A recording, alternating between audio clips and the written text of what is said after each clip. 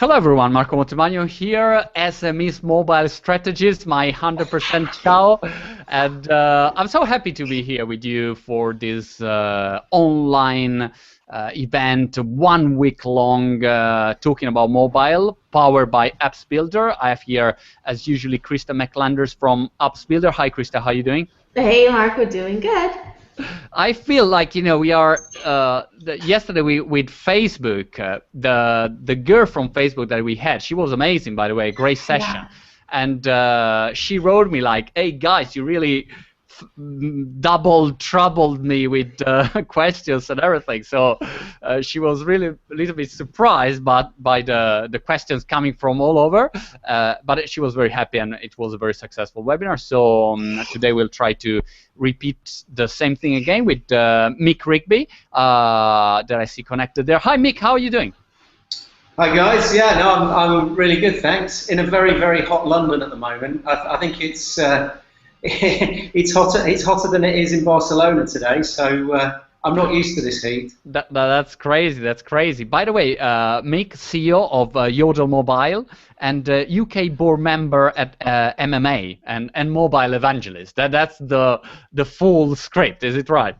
Oh yes, yes, and there's a lot more titles we could add on to that. Not necessarily as nice as that, but yeah, I work in mobile. I've been doing mobile for a very long time.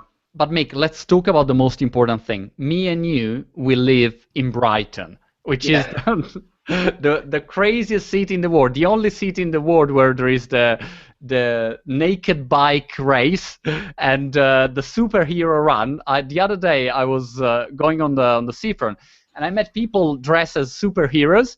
And I was not even paying attention because it's normal to see people dressed as superheroes in Brighton. And then I said, oh, but there is the superhero marathon, you know, where people dress as superhero, they run. Only in Brighton. There is an hashtag, by the way, only in Brighton. Only in Brighton. Well, I have to say, I've actually done the superhero run, but I can safely say I've never done the naked bike ride. I'll try the naked bike run next. And just to tell, and then we start to talk about serious things, but this is just funny for people who doesn't know Brighton. They can't understand the vibe that there is in this city. And there is seriously once a year this naked bike, the naked run. So a lot of people is riding bikes naked, just totally naked.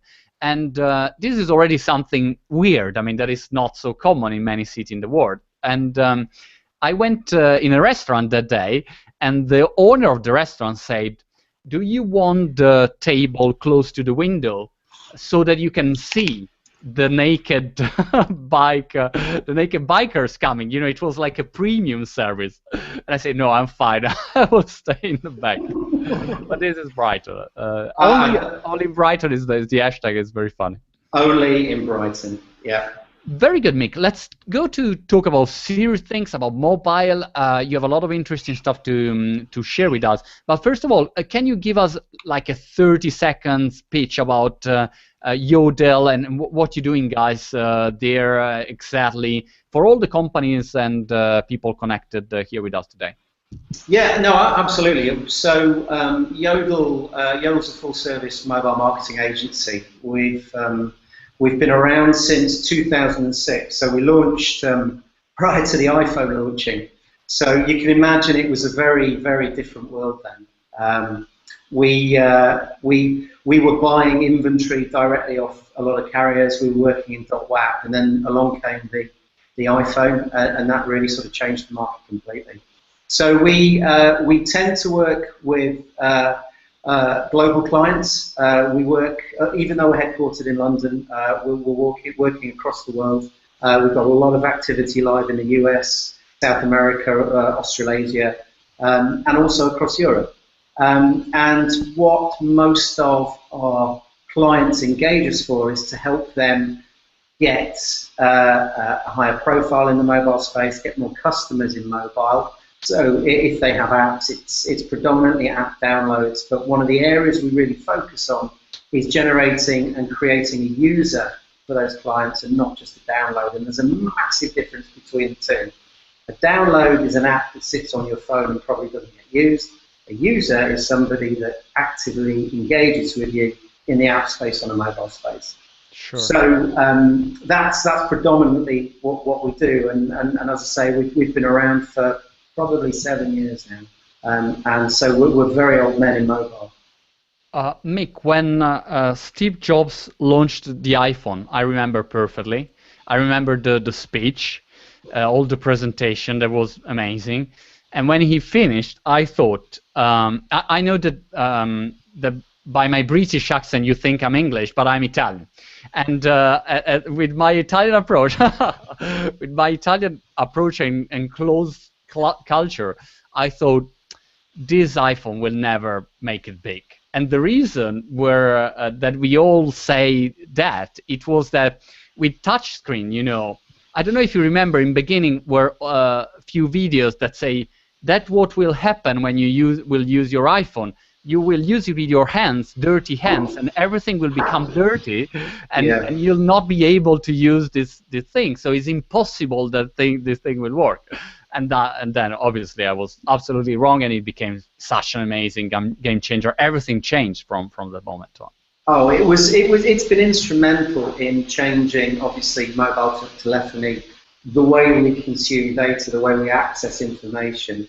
But I think fundamentally the most important change is how consumers have embraced it, and the good and potentially not so good things that actually brought to those individuals' life. But predominantly in a positive way. I guess, we all know quotes. We've all heard the quotes as to, the mobile phone for many is more important than their wallet and their keys.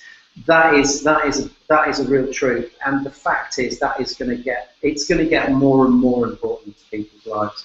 We're going to use it to open doors. We're going to use it to connect to our closest relatives in so many different ways, and we're going to use it to determine how we live, direct our life, and how it monitors our health. So, I mean, mobile is here to stay, and I think making the most of mobile for many, many businesses is going to be fundamental in whether or not they exist in 5 or 10 years' time. Fantastic. All right, Mick, so let's go straight to your presentation.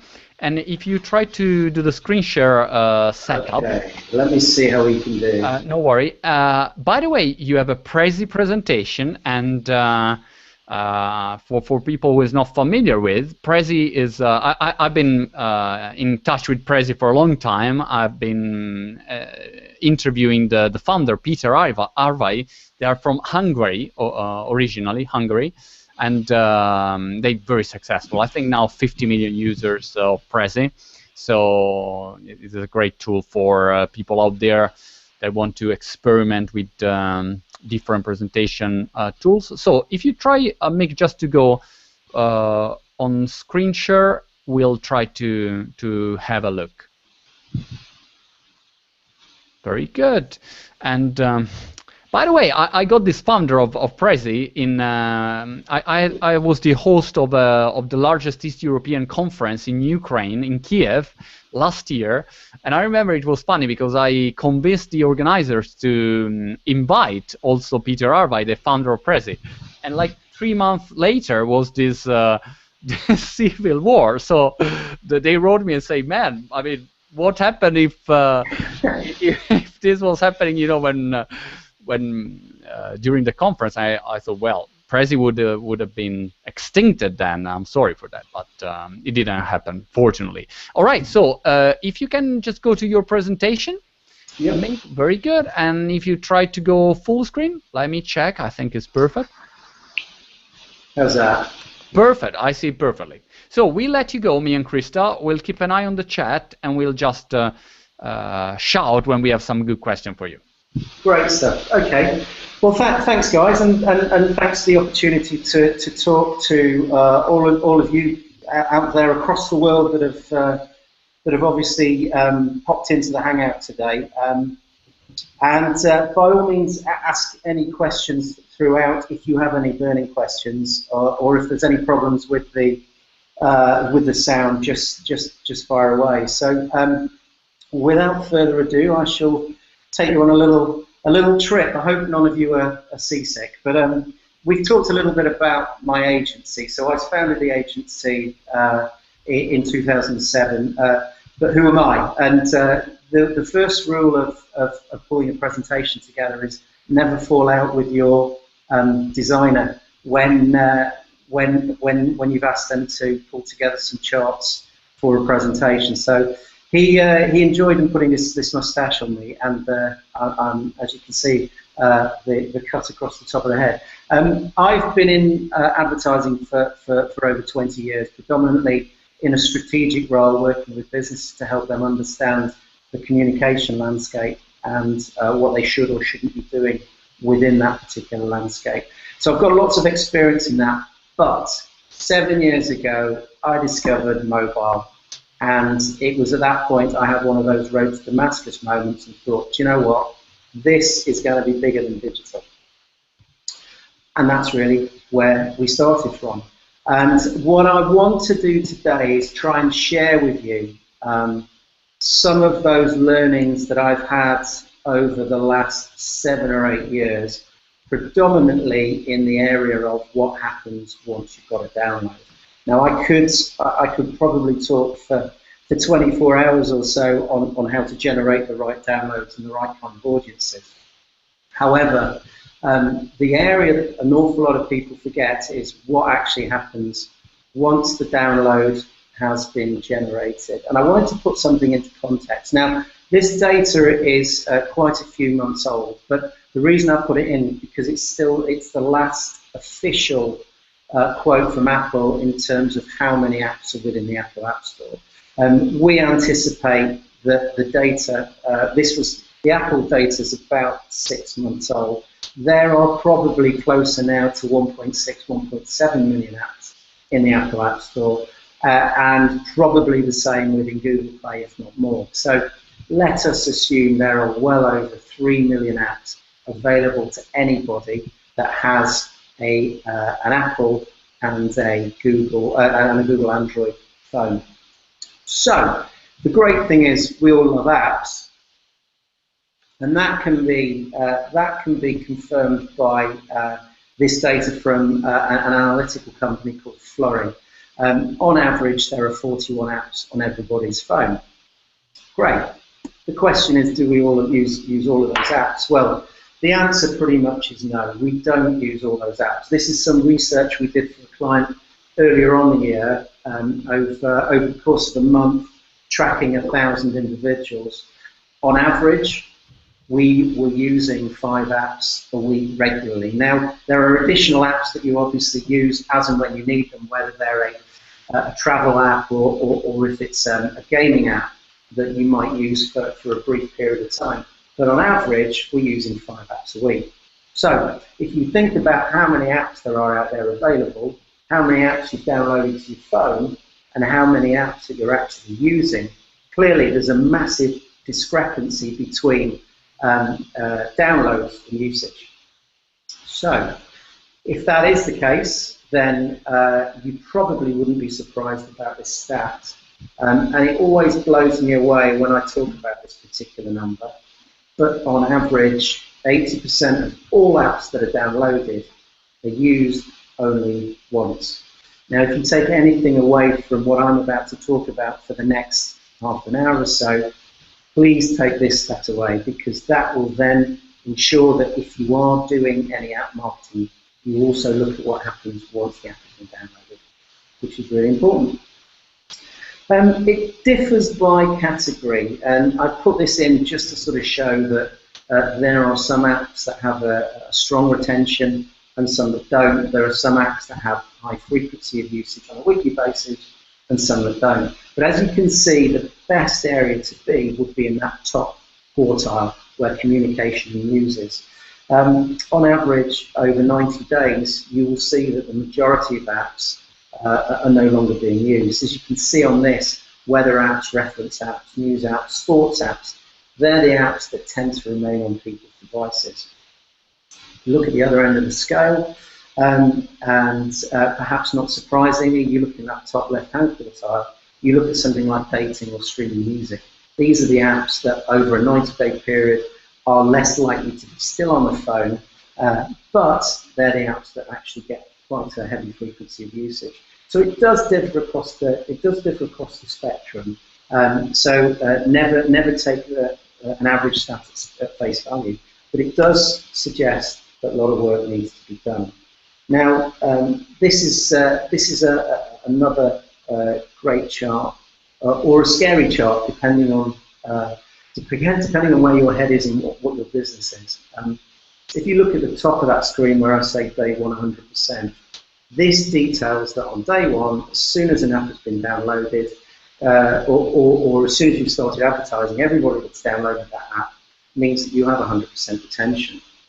However, if you look at the center, or the last highlight there, month 6, according to Flurry, and boy they should know because they're in their analytics in more apps than practically any other analytic company, they suggest, based on their research, that 95% of those apps that were downloaded on day 1 aren't being used after 6 months. That's another pretty scary app. So I'm going to take a little bit of a break here, just to talk about. By the way, Mick, sorry to interrupt you.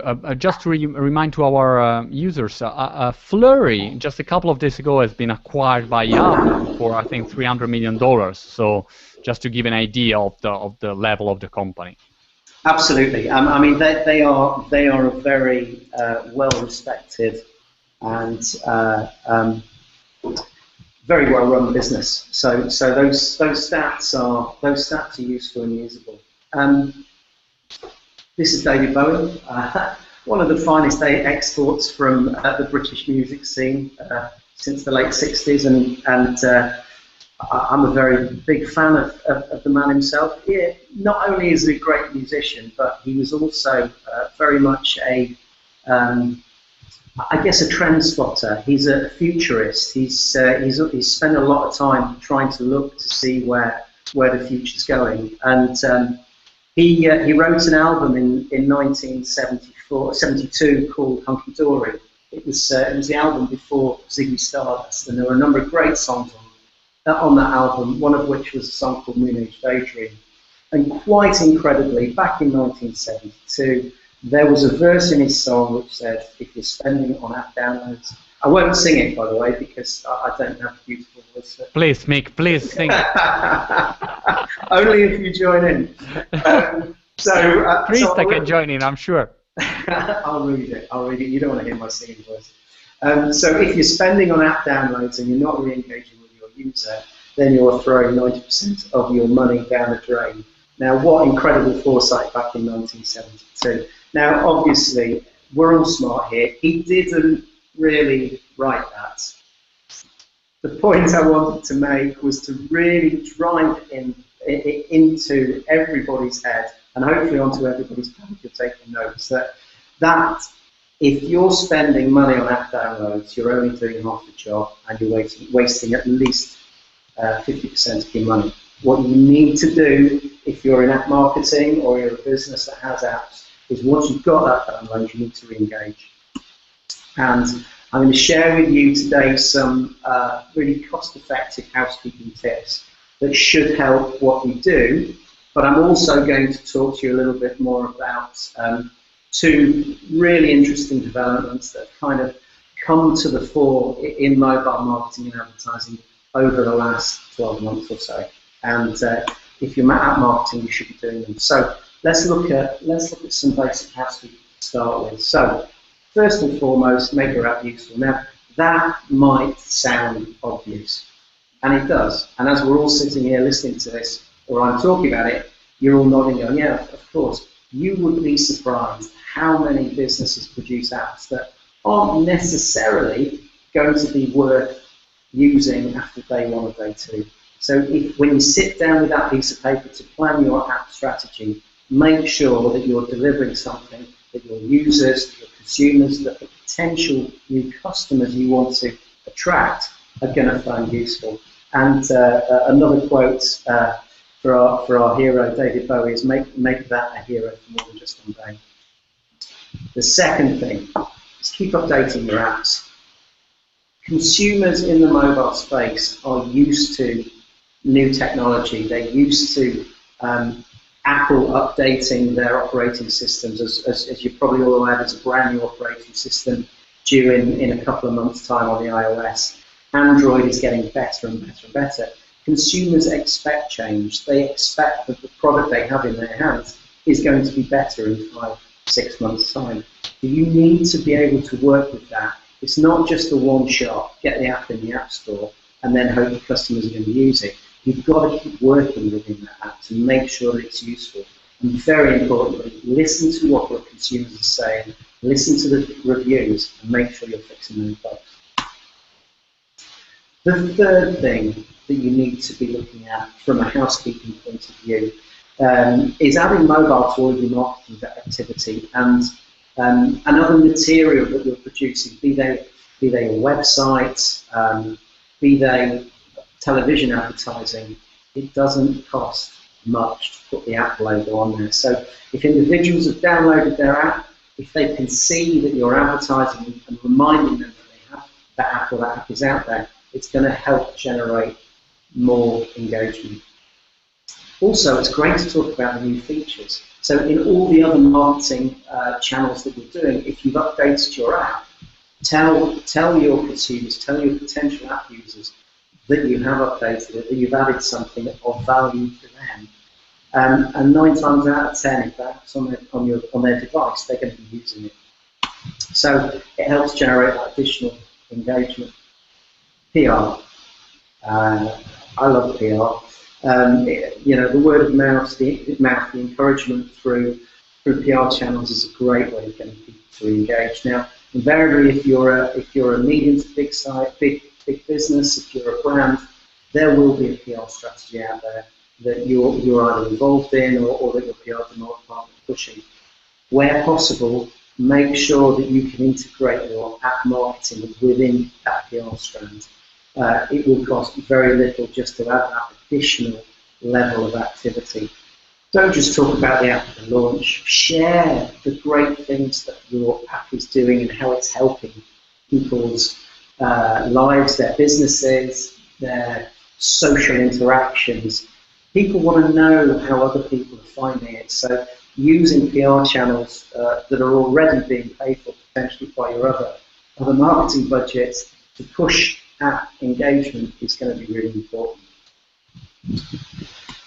Okay. Hopefully you're not too busy. So there are some of the sort of the housekeeping bits, the things that you should be looking at outside of perhaps some of your traditional marketing channels. What I wanted to cover off today as well is a couple of essentials that are making a big play in the mobile space at the moment. So I want to talk first about app push messaging. I'm assuming all or most of you out there are aware about what app push is, and it's a way of actually getting your message via an app to the user or the individual that's actually downloaded that app. And it works in two ways. You've either got the standard lock screen push message, so this is a message that you as the app owner can push to the individual if they've said they're happy to accept push messaging. And invariably that actually gets your app open. So it's, if you're a news app or a weather app, you can say, what's the weather going to be like today? Do you want to know? Yes or no? You press OK, and it takes you through to the app. The other area, which is, it tends not to be as prevalent as lock screen push, is in-app push. This is a great way of engaging with users that have perhaps a casual relationship in the app. They're using it maybe once every week or two. And it helps monitor, you can monitor what individuals are doing in the app, and you can encourage them to trial different things within the application. So if you're a retail app and that individual perhaps is just looking at sports shoes, you may want the next time they're in their app to actually look perhaps at more sports clothing or water bottles or a new bike, a bicycle for instance. And these are messages that are pushed to people, individuals, when they're actually in the app itself. You can also do it in HTML apps, so web pages. You can create an inbox, for instance, and ensure that the messages are relevant to them based on what they are doing within the app. An app push notification through your applications should be looked at in 3 different areas. So when you're building your strategy with those individuals, you probably want to start with 3 pieces of paper that say, right, I'm going to target individuals at events and key times of the year based on their actions and also whether or not they're users, light users, medium users, heavy users, or they're not users at all. So if we look at events first, let's say you've got a travel app. It's very clear that if you have a travel app, there are key times of the year that people are going to be considering booking hotels or flights or their holidays. You can send messages at key dates, looking around key festivities, or even, for instance, if there are temperature changes. So you know it's getting cold, you know the skiing season's around the corner, great time to push messages to individuals to get them to go into your holiday app to book their ski break.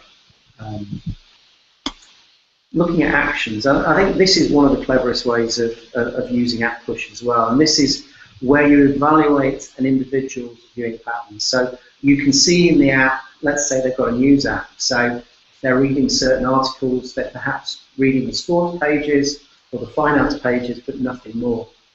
You can tailor the push messaging to those individuals to encourage them to try other areas within the app or give them offers pertaining to their areas of interest.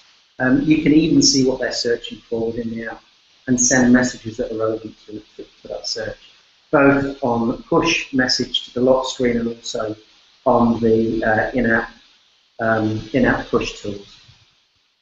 And then finally, usage and non-usage. This is the area that the majority of app push tends to be worked around. So one of the key rules for app re-engagement is to look at who's using your app, who's not using your app. If they are using the app on a regular basis, you can obviously send them a message to thank them for that or encourage them to use it even more. More importantly than not, though, if you've got people that aren't using the app, you really need to build a strategy as to how you can target them and get them to open the app and use it more often. So building your usage and non-usage strategy should be the first thing you look at. So let's have a quick look at the app user's journey. So very simply, somebody's downloaded the app, yep. Are they using the app? No or yes. So let's have a look at if they're not using the app. No first. So yeah, let's zoom in on that. So what do? So somebody's downloaded the app. You've seen after 24 hours that they're not using it. You send a message. So if you look at the left-hand side of the screen, that message is, thanks for downloading your app. Click here to see our new summer range. This has been built for a retail client. Okay, did that get them to use it? No. Okay, the next message you send 48 hours later is a more compelling, more urgent message with a bigger reason for them to start using the app. As you can see in here, it's a 25% off coupon. Okay, a week later, are they still using the app? No, they're not. Give them another message. So that's the kind of strategy you want to be thinking about. If they are using the app, and we'll go from top to bottom on this, you need to reward them. You need to tell them that if they're using it on a daily basis, then great, you're a great customer. Thank you very much, and we really appreciate your custom. If they're using it on a weekly basis, you want them to become a daily user. So give them a compelling message for them to come more often. As you can see in this scenario, we're suggesting that you collect 5 of our tokens on a daily basis, so incentivize people to come into the app. And if they're only using it once a month, then again, have a compelling message in there to get them to become more of a weekly user. It's pretty basic, standard CRM stuff, but you'd be surprised how many businesses in mobile aren't actually doing that. And the great thing is about mobile now, we have the tools to be able to do it. So, as we talked about earlier, holiday app, prompt usage, great. You can look at somebody that may have been searching for a hotel in Barcelona or New York, but they've not actually followed through with a purchase if you have a holiday app. So 5-6 minutes after they've closed the app, or an hour later, you can send them a related message that will take them back in the app to encourage them to make that purchase. We love the weather in the UK, and it's the key topic for everybody's conversation. So pushing, if you've got a weather app, pushing message first thing in the morning to get people to go in and open the app is a great way of re-engaging. You can deep link as well. So we talked about that holiday in New York or the holiday in Barcelona. If you've got the wherewithal to do it, make sure you deep link your app link to take the individual right into the page or the offer within the app to get them to make that purchase, for instance. Now the great thing is that over half of us will accept push notifications if they are relevant to what we're interested in, or if we are told or shown how it can benefit us. So they are vitally important as part and parcel of your app marketing strategy. However, only 14% of us will always opt in to push messaging. So there's a big discrepancy, a 36% opportunity that we need to work on. And it's key that once an individual has actually downloaded that app, that you onboard, they're opening for the first time, that you onboard and you give them a reason when they open the app for the first time as to why they should benefit from, or what they would benefit from if they accepted push notifications. And again, I didn't get this one, push notification opt-in rate. Well, what is this chart exactly? So what I wanted to show you here is that it varies by sector. So for instance, if you look at gambling on the very left-hand side, we've got three types of column. We've got the minimum number of people that would tend to accept push messaging and the maximum. So gambling, 28% of individuals that have downloaded gambling app will accept push notification. If you remember from the previous chart, we said 14%. So it's twice as many across the industry average, the mobile average, I should say, will accept gambling. Now, why do they do that? Because they know that the gambling company for the app that they've downloaded will send them offers, will send them free bets, or they will send them double up bets.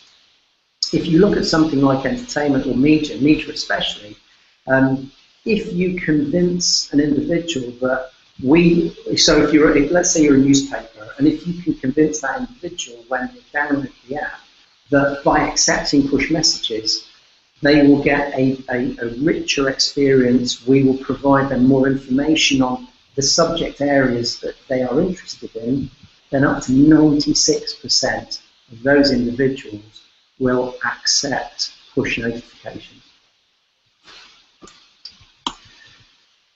Hopefully that answered it. And the great thing is, if you have got somebody to accept push notifications, nearly 100% of your retention, if you're up to nearly 100%, you'll get an increased retention rate of 100%. So you are, in effect, doubling the value of your advertising budgets. App push really works. And this is an